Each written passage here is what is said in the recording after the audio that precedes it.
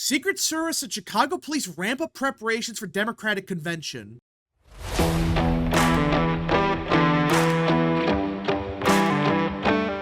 What is up, people of the internet? It is me, Real American, back in with a new video, and today, it is time to talk about the 2024 presidential election, because everyone, the 2024 Democratic National Convention is in 2 months, but despite it being still a distance away, the Democrat Party's already panicking about what's about to occur, as it sounds like, yes, we are in fact gonna see protests occurring at the Democrat National Convention over the war in Gaza.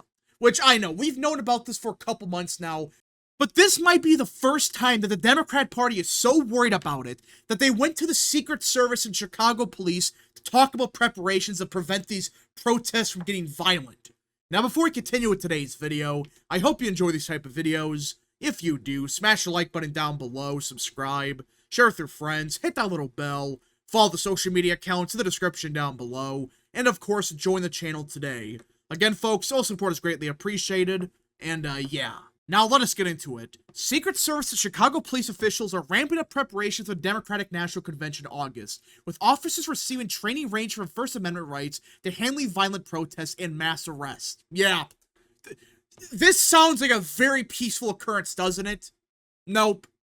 The Democrat Party is so worried about this that they are forced to talk to Secret Service and Chicago police officials about, hey, maybe we might have some violence here, more than we usually do, because, yeah, at every convention, there's always like 2 or 3 protesters that show up. But this doesn't sound like a small protest. You're talking about violent protest, you know, mass arrest.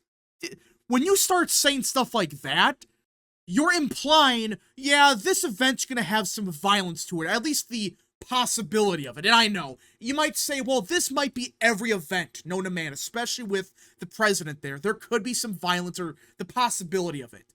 But the problem with that is, well, for one, this is going to be one of Biden's biggest events. Instead of 10 people showing up to his rally for 5 minutes, this is like a 3-day affair. There's going to be tens of thousands of people, if not hundreds of thousands of people, inside and outside of the convention center. You know, there's gonna be a lot of people here. It's not just 5 people. So more than likely, you're gonna draw some protesters. But number 2, the war in Israel is splitting the Democrat Party. That's a fact. A large chunk of progressive voters and Muslims, they want the war to end. They're saying, we want an immediate ceasefire now, not 5 years from now. We want the ceasefire ASAP. Secret Service Director Kimberly Chatlee visited Chicago this week to tour the United Center, where the televised primetime convention speech will take place, and McCormick Place, the convention center where the party will conduct business during the daytime. The convention, which takes place from August 19th to the 22nd, is expected to draw a crowd of 50,000 visitors, including delegates, media, vendors, and more, and is also sure to be met with huge protests. Democrats are poised to nominate President Biden for re-election at the Chicago convention. But recent demonstrations across the country against Biden's support for Israel's war in Gaza have raised the specter of a replay of the 1968 convention. And that's why Democrats are so worried about this. Because the last time we had these type of protests at the Democratic National Convention, which, funny enough, was in Chicago, was in 1968 with the war in Vietnam. The Vietnam War split the Democrat Party between the anti-war protesters and the pro-war side. Well, guess what happened in 68? The Democrats lost the presidency to Richard Nixon because of the split. And you had a major third-party candidate in George Wallace, taking a lot of votes away from the Democrats. Doesn't that sound very familiar? It's as if history is repeating itself again. We are seeing 1968 2.0. On Monday, Chatlee addressed the almost 100 agents of the Secret Service's Chicago field office in a closed-door meeting. The Chicago field office also covers Milwaukee, where Republicans are holding their convention in July, so the team has been planning for both gatherings. But let's be real, they're not worried about some violent protest in Milwaukee. Maybe there's some agitators, but that's not why they're worried about these conventions. Like, that's in July, so whoop-de-doo. They're worried about the Democrat convention. They're worried about the fact, hey, we could be seeing a repeat of 68. where we saw riots in the streets, we saw fist fights on the convention floor. It was a complete shit show. And that's what they're worried about because, hey, this is identical to what happened, 50 years ago? That's why they're worried that, yeah, if history repeats itself, guess what happens? What that means? Donald Trump wins. If we do see a riot in the Democratic convention, just like 68, that's history repeating itself.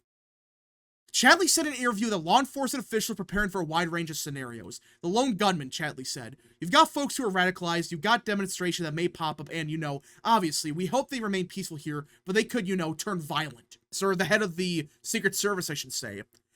Either way, this is bad news that they're talking like this. If there wasn't going to be a problem, like that, not an actual problem, not just, one agitator in the crowd, they wouldn't be saying this.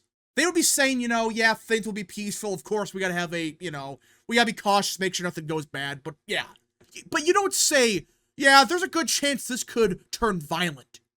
The Chicago Police Department's Crime Prevention Information Center will serve as its command center to monitor all convention-related events citywide, including protests. The command center will also include representatives from the Secret Service, the Illinois State Police, and the FBI, which that's not a surprise. Again, I know people are going to say, well, that's more proof that it's going to be a very violent affair, but I don't think so.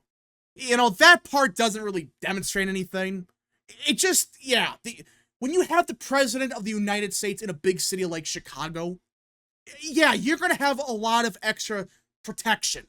You're going to have a lot of people there making sure nothing goes off because it's Chicago. It's not, a small town. It's not, Milwaukee even. It's Chicago. It's a big city where a lot of things can happen. Local authorities have been closely following the threat stream for both domestic and foreign extremist groups. A recent joint intelligence bulletin from the National Counterterrorism Center, the Department of Homeland Security, the FBI, warned that groups including Al-Qaeda and ISIS continue to generate propaganda urging followers to conduct lone wolf attacks on the U.S. soil using basic methods such as gunfire in crowded places or vehicles that ramming attacks. And this is the biggest problem with this entire situation. I don't care what you think about the Democrat Party, what you think about the Republican Party. The fact is, you're going to have these groups trying to get people to do something incredibly insane at this event. And that's the scary part about all of this. I don't care what you think about Biden, what you think about the Democrat Party. This isn't good.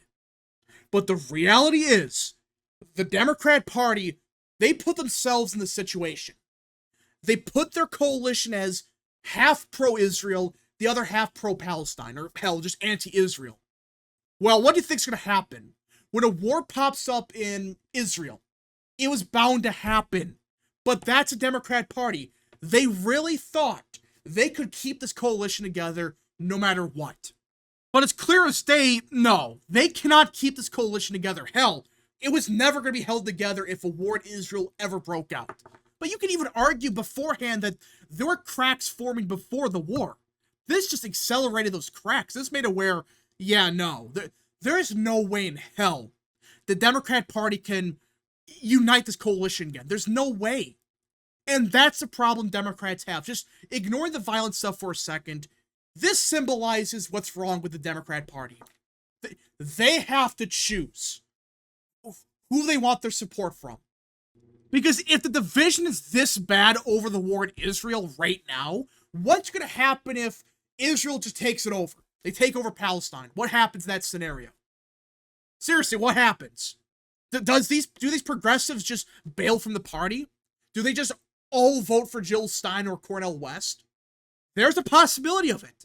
There's a possibility that the Muslim vote in Michigan, they may just tell Biden to go F himself and say, hey, you promised us one thing 4 years ago, but now you're doing the complete opposite. You screwed us over, and now we're not going to vote for you because of it. And that's the biggest problem here. Democrats have to make a choice here. Do they either risk it with progressive voters, which, by the way, many of them may not even vote for them no matter what, or do they try to appease the rest of the country?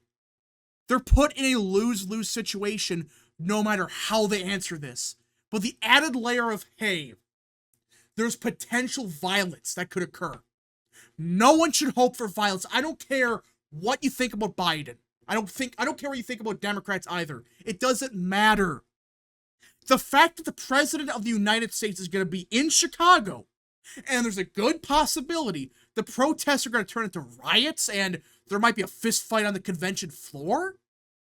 You don't want to hear that type of stuff. You want to hear, okay, peaceful protests and that's it. Not, there's going to be violence. It could be so bad that the Chicago Police Department is panicking right now. The Secret Service, same thing. A lot of groups are preparing for the worst because there's a chance of it getting that bad, which no one should hope for. But there is a possibility that, okay, it's not going to get violent. There might be some big protests, but it's not going to get to the point of 1968 where you had a fist fight in the convention floor, you had riots in the streets, a bunch of people got arrested. You may not go that far. I don't think it's going to be as bad as 68.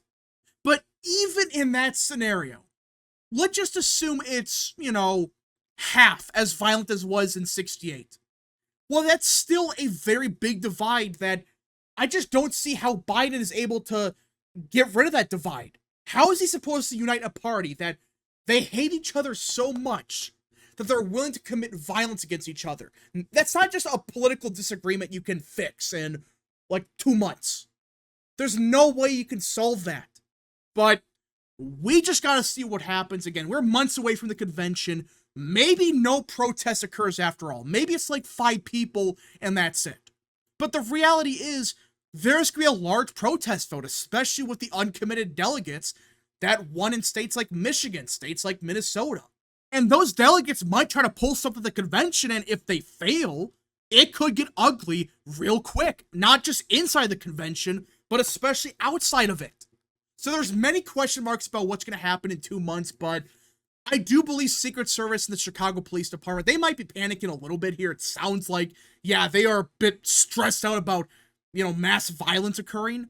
But I don't think it's going to get that bad. That might be worst case scenario. I'm assuming that they know what they're doing to a point that they're going to prevent the violence from being widespread. There might be an agitator here or there, but let us hope that the protests are just peaceful protests.